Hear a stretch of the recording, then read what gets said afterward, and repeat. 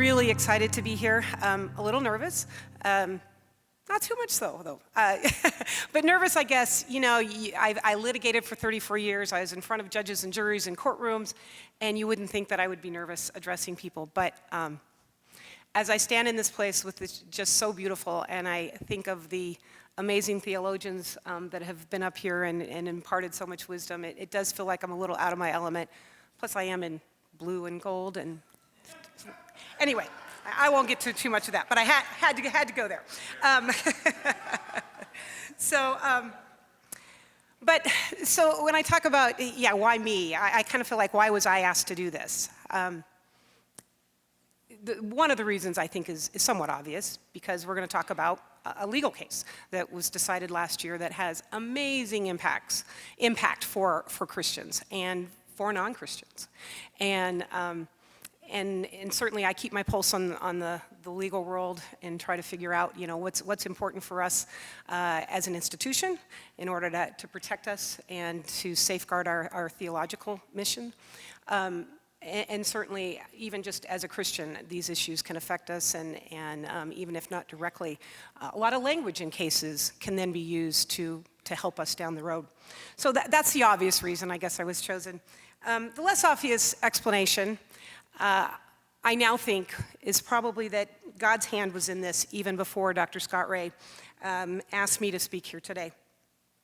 Although he didn't know it at the time, and I wonder if he would have reconsidered if he'd known that abortion is not one of those issues that I have truly been passionate about most of my adult life. In fact, I have been confused about it. Not because I have ever wavered on whether or not I believe abortion is wrong. There's no doubt in my mind that that's the case, and I've always felt that way. But I didn't have the same passion about it as I did other things. And every time I talked about it, I felt conflicted. And I've wondered, it's like, God, why can't I get behind this issue as much as I can other issues? And it really has been a battle. I've been talking about it. I was around. I was just getting ready to go into high school when Roe versus Wade was decided. And so there was lots of talk about it. And that head knowledge just hadn't gotten to my heart. Well, as I have contemplated what to say here today, as I've prayed about it, I've meditated on verses, and perhaps even more importantly, and I am going to try to keep my emotions in check here, when I have thought about what has happened in my life in the last 3 years, and the fact that I now have 2 grandsons, one of whom was almost aborted, God has just really, really spoken to me. He has provided clarity to me that I have never had, and I feel like he has ignited that passion that has truly been lacking in me. So I'm just thrilled to be able to share that with you today, tell you a little bit about my journey, and also to talk about the legal cases so that, you know, when these issues are discussed, you have a little bit of a framework from which to engage with others. So one of the reasons that I feel this has been difficult for me is the way in which we advocate. At least Christians who have been passionate about this issue have advocated over years, and especially probably 20, 30, 40 years ago. I'm not hearing it as much as I used to, but back in the day, it felt like we were really focusing a lot on you know, this notion of murder and making women feel guilty about their choice to abort. And for me, that was just hard because it feels harsh. It doesn't feel loving to me.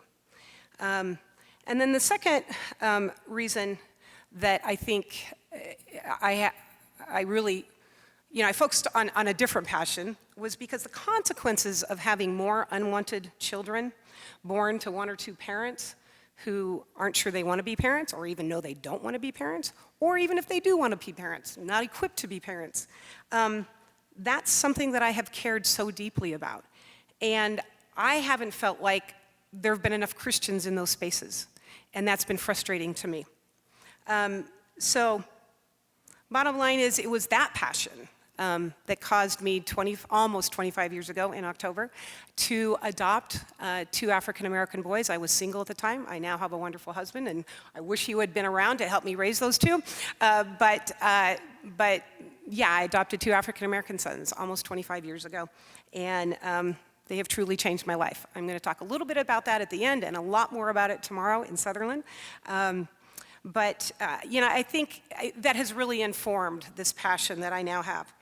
So where I really come down on this is if we as Christians are going to try to persuade pregnant mothers to not abort their children, shouldn't we be doing more to deal with the natural consequences of that right choice? So I think what I'd like to do is just kind of talk about why should we care about this? Why should we be doing more?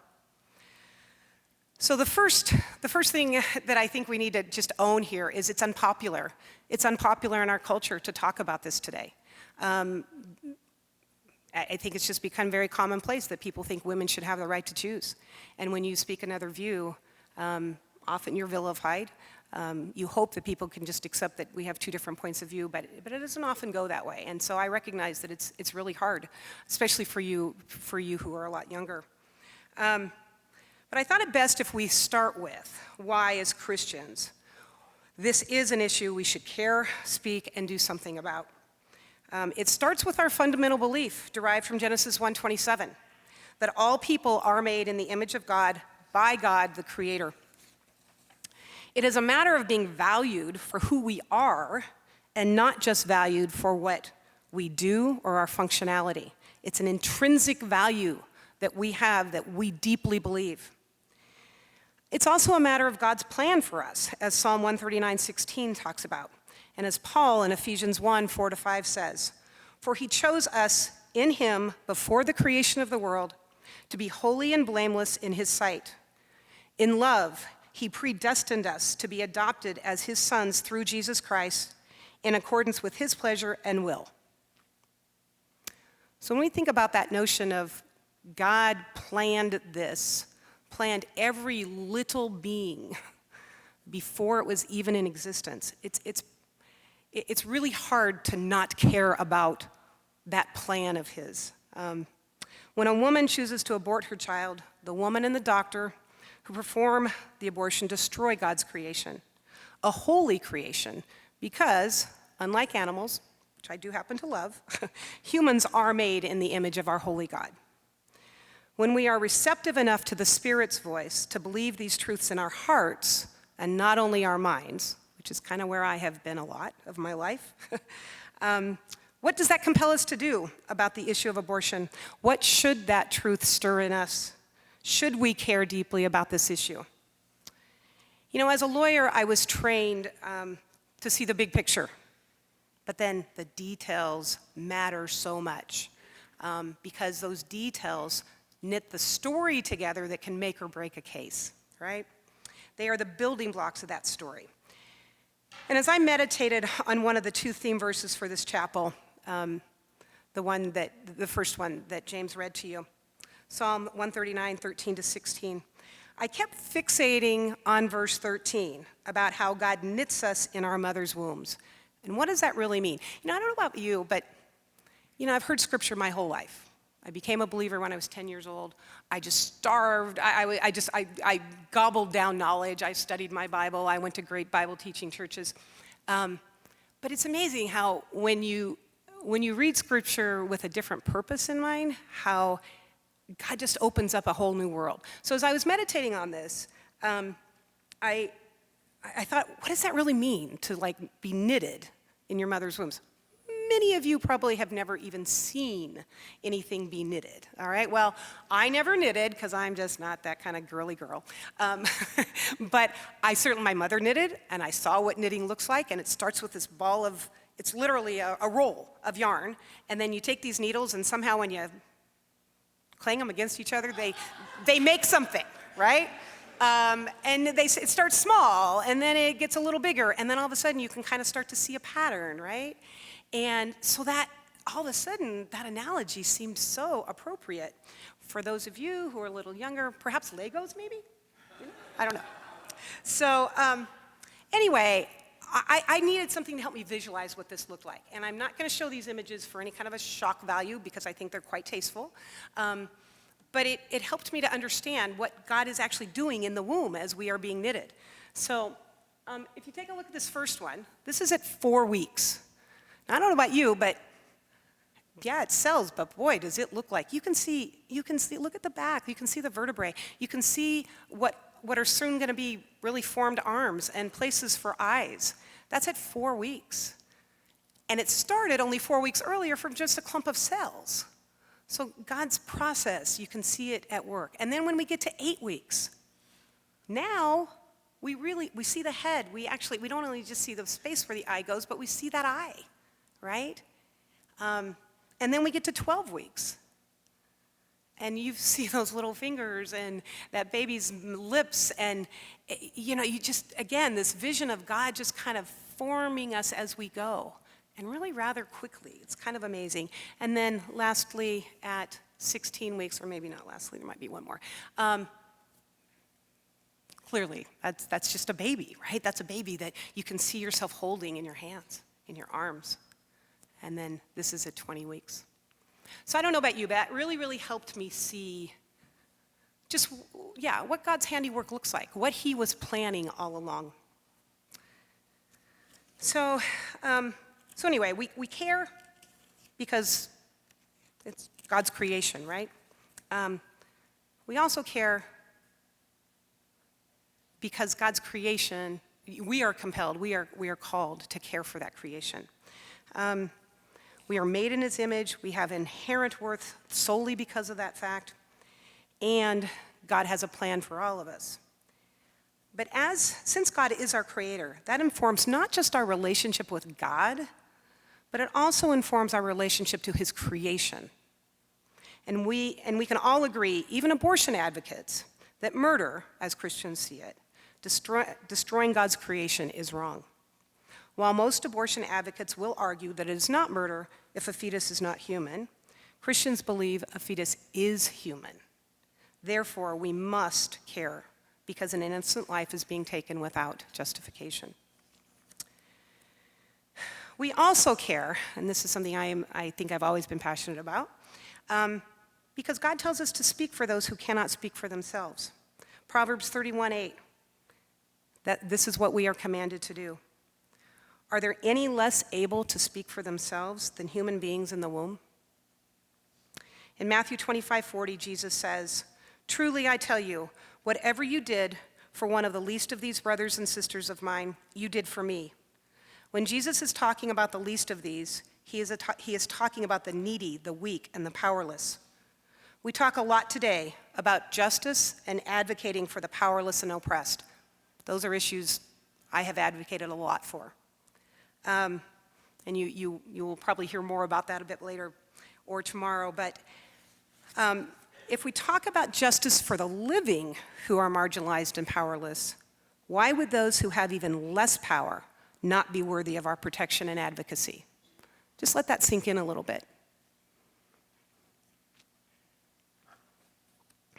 It certainly convicted me. Okay, so now that we have the biblical foundation, or at least some of it, not being the theologian here, for why we should care about this, let's turn to talk about what the law says about this area of abortion. So the debate about abortion has been raging for over 60 years. It hasn't been around for a real long time. In fact, that's one of the reasons the Dobbs decision was decided the way it was, because it's a relatively new issue. But it's often framed in terms of a woman's right to privacy and choice when it comes to her own body, pitted against whether a fetus is a person, or even if it is, does that fetus have more rights than the woman? This often then gets into religious and philosophical discussions. So I would say that most of us in this room agree in a woman's right of privacy and her right to choose what she does with her body. The question is whether these rights are absolute when there are competing rights to contend with. Even most responsible pro-choice advocates will agree that reducing the number of abortions is a good thing. Why do they do that? I mean, why do they agree with that? Well, to me, the only potential logical explanation is they must believe that an unborn has value. And if true, then of course you have to ask, is that value outweighed by a woman's right to make her own decisions. If we say it's not, then we really need to break that down. We need to find out why not. Is it because the unborn cannot survive on their own? That's that notion of viability. Is it because they do not yet contribute to society? Well, if that's true, then what's the difference between a 8-week child and a child that's 2 months old? They're not viable. They can't survive on their own. They don't really contribute much to society. There's a lot of crying and sleepless nights for parents. You could say the same thing about elderly who tend to be bedridden, right? So if these are the reasons that the abortion advocates are putting forth, and while they may not speak it, when you really look at the arguments, that's essentially what they're talking about. It's a pretty slippery slope, which is something I actually don't like to hear a lot, because I think you should make the right decisions in the moment and trust that down the road you can make the right decisions as well. But what's scary about this is if they're not viable, if they're not contributing to society, and this is the reason that it's okay to kill them before they're born, then what happens when a mother, after she gives birth, is overwhelmed, maybe has postpartum depression, is in an abusive relationship, sees no light at the end of the tunnel? What happens if all of a sudden she decides she doesn't want that child? What happens if the father doesn't want to stick around and doesn't just leave like many do? Would we condone the killing of that baby at 2 months old? I don't think so. Would we condone abandonment? No, I'm pretty much sure that all 50 states in this country have laws against child abandonment. And that's because children have value. So the thought of this is abhorrent to most of us, but the logic of the argument is sound and quite scary. So when you have these discussions, think that through a bit and try to understand that argument and see if that might really be the basis of what you're hearing. So it is these types of issues and competing rights that our courts are charged with examining and resolving. They do this by applying one of 3 established tests depending on the right at issue. There's the highest level of scrutiny, which is called strict scrutiny. And what that says is that in order for a law to be constitutional, there must be a compelling state interest that the law advances, and that law must be narrowly tailored to that interest. In Roe versus Wade, decided in 1973, the issue before the court was the constitutionality of a Texas law that outlawed abortion in all cases except when it was necessary to save the life of the mother. The plaintiff was a pregnant woman with her 3rd child, and she wanted to abort it. The court held that the 14th Amendment provides a fundamental right to privacy, and that's what protects the woman's right to abortion. The court used the strict scrutiny test in that case, and it held that while the state had compelling interests in protecting women's health and prenatal life, outlawing abortion in all cases except when protecting the life of the mother was not sufficiently narrowly tailored. So that part of the case is not as controversial as the next part of the case. What the court then did was essentially engage in what we call judicial activism. It decided to go down to this place of deciding then what should these laws look like. That's something that is typically left for the legislature. That's where they develop this sort of trimester approach, and they outlawed abortion depending on where you were in that level of development. So the good news from the Roe case is they certainly did say that the life of an unborn child has value. All right, so we have that there. They just felt like the competing factors were greater. 19 years after the Roe decision, the case of Planned Parenthood versus Casey was decided. Casey involved examining Pennsylvania abortion control law, which basically had 5 provisions in it. Doctors were required to inform women considering abortion about its potential negative impacts on their health. Women were required to give notice to husbands before obtaining an abortion, and there were others. It was that second one, the women being required to give notice to husbands before obtaining an abortion, that the court felt was too broad and therefore struck down the law. They affirmed Roe, but only because it was precedent. It's a concept known as stare decisis, which we don't need to go into. But they upheld it, but they clarified it, and they used a different standard. They did not use the strict scrutiny test, which is the intermediate, they used the intermediate level test, and they found that it just wasn't sufficiently, it basically created an undue burden on the right to abortion. So it recognized the fundamental right, but they talked about this right being not as great, not enumerated in the Constitution as the Roe case had found it to be. So again, while Casey affirmed the Roe decision, it too valued life.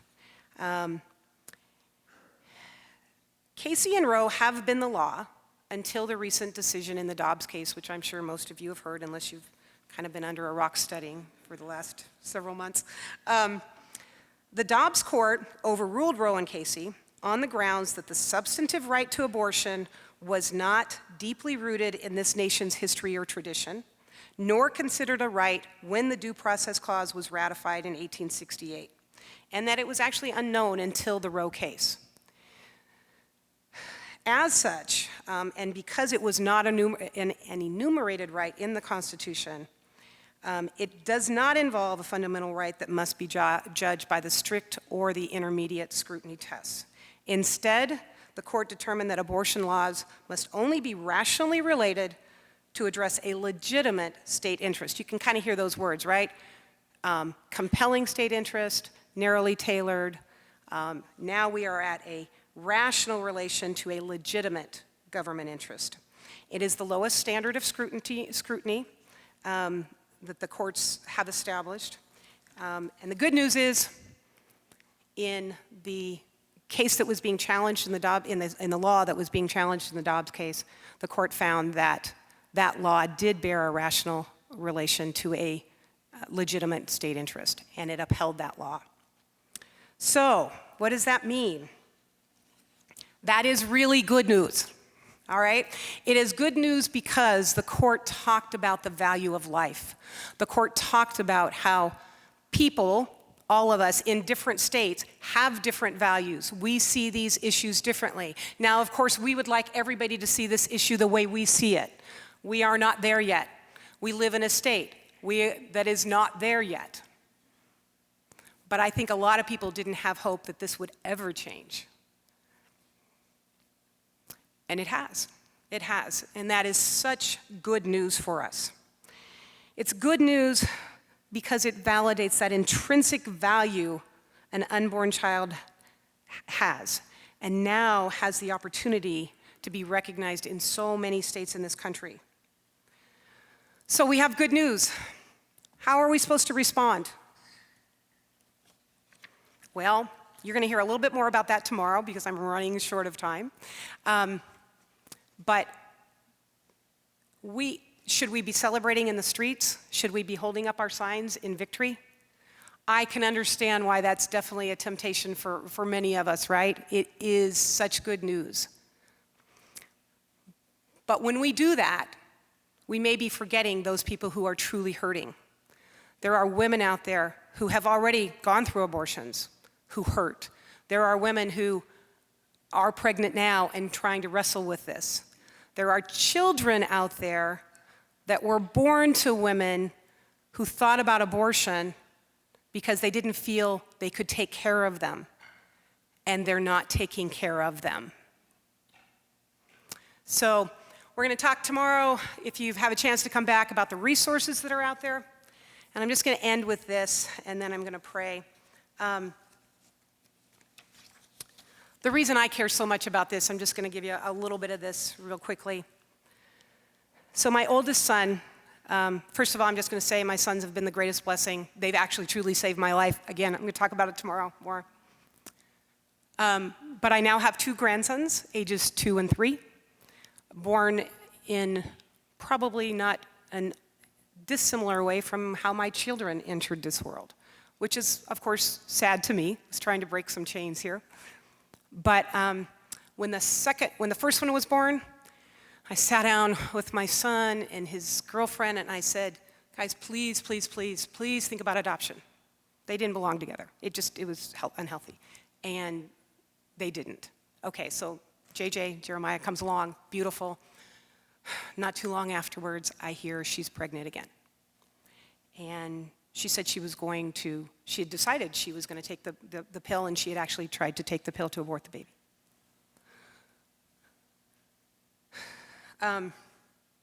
This is a thought I had at the time that I am so not proud of. I wasn't relieved, but the thought occurred to me, maybe that's best for him. At the time, I didn't know it was a him. I'm not proud of that thought at all. That boy, and maybe we can look at that last slide, Alicia, is now the son to my father, who has great joy because of them. And when I had that thought, I had lost hope. I had forgot just how powerful God is and how he works. So that's my story again. I'm going to go into it a lot more tomorrow and talk about how, whether it's careers you choose or just volunteering or just walking alongside people who are struggling, there's so many opportunities for us to address what often keeps us from being so passionate about this topic. Discover who you're called to be at Biola University, a leading Christ-centered university in Los Angeles, with programs on campus and online. Subscribe for more of our videos and learn more at biola.edu.